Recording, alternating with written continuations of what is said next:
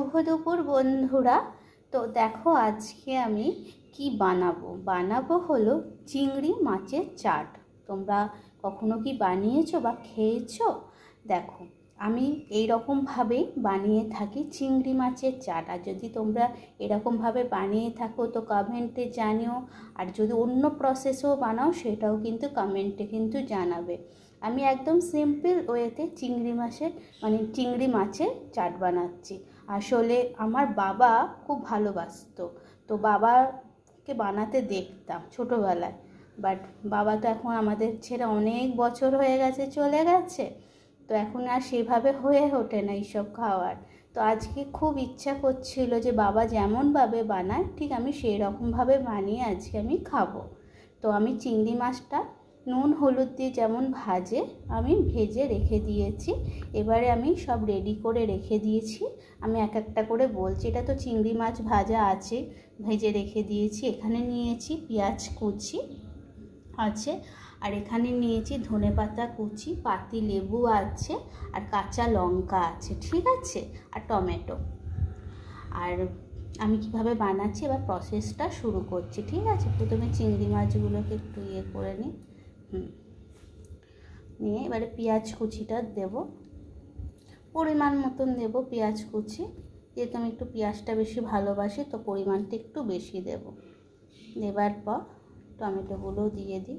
টমেটোগুলো আমি পরে দেব, ঠিক আছে। এখন দিলে না ওই তোমার নরম হয়ে যাবে চিংড়ি মাছটা। তারপরে আমি দেব কাঁচা লঙ্কা কুচি, যে যেমন ঝাল খায় সেরকম দিয়ে দেবে, ঠিক আছে। দেবার পর আমি দেবো এবারে পাতিলেবুর রসটা ওপর দিয়ে একদম ভালো করে ছড়িয়ে দেব। দেখো একটু টক টক যদি ভালোবাসো তোমরা খেতে, তাহলে একটু বেশি করে দেবে পাতিলেবু। যেহেতু আমি একটু টক ভালোবাসি তো ভালো করে দেব চিংড়ি মাছের উপর দিয়ে। আমার এখনই মুখে জল চলে আসছে। তো এবারে ধনেপাতা কুচিগুলো দিয়ে দেব,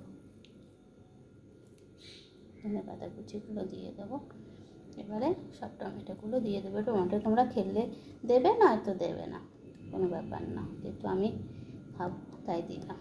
আর হ্যাঁ, আমি কিন্তু আর নুন এক্সট্রা করে দিলাম না, কারণ কি তোমার এই দেখো লেবুর বীজগুলো পড়ে আছে, আমি দিলাম না কেন, একটু বেশি করে নুন দিয়ে ভেজেছি, তো ওর জন্য আর এক্সট্রা কোনো নুন আমি আর অ্যাড করলাম না। তোমরা যদি বেশি নুন খাও তো তোমরা একটু অ্যাড করতে পারো, বিট নুনও অ্যাড করতে পারো বা এমনি নুনও অ্যাড করতে পারো। ভালো করে এবারে মিক্স করে নেবে। হাত দিয়েও করতে পারো বা চামচ দিয়েও করতে পারো।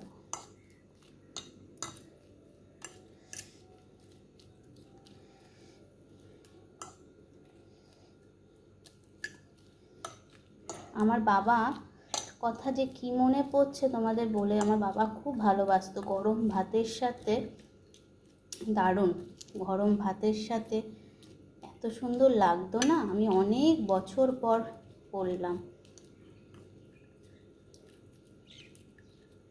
দেখো ভালো করে আমি অ্যাড করে নিয়েছি, একদম সিম্পল ওয়েতে। এগুলোর কোনো ব্যাপার নেই, এগুলোই মুখ চটপটি খাবার, এগুলো মুখের স্বাদ। চটপটি যারা খেতে ভালোবাসো তাদের জন্যে, ব্যাস আর কিচ্ছু না। এবারে খেতে হবে। আর এবারে একটুখানি ওপর দিয়ে ধনেপাতা ছড়িয়ে দেবো, ব্যাস। দেখো হয়ে গেল চিংড়ি মাছের চাট। দেখো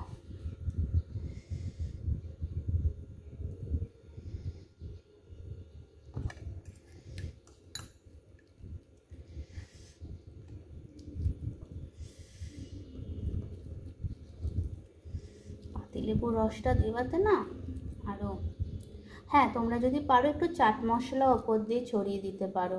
তো আমি চাট মশলা দেবো না, ভাত দিয়ে খাবো, তো চাট মশলা আমার অতটা ভালো লাগে না, তো সেই জন্য আমি আর চাট মশলা অ্যাড করলাম না। তোমরা যদি চাট মশলা ভালোবাসো তো তোমরা চাট মশলা ওপর দিয়ে ছড়িয়ে দিলে আরও টেস্টটা লাগবে। তো এইভাবে বানিয়ে ফেলবে চিংড়ি মাছের চাট।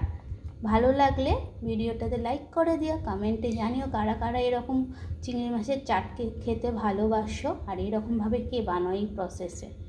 টাটা।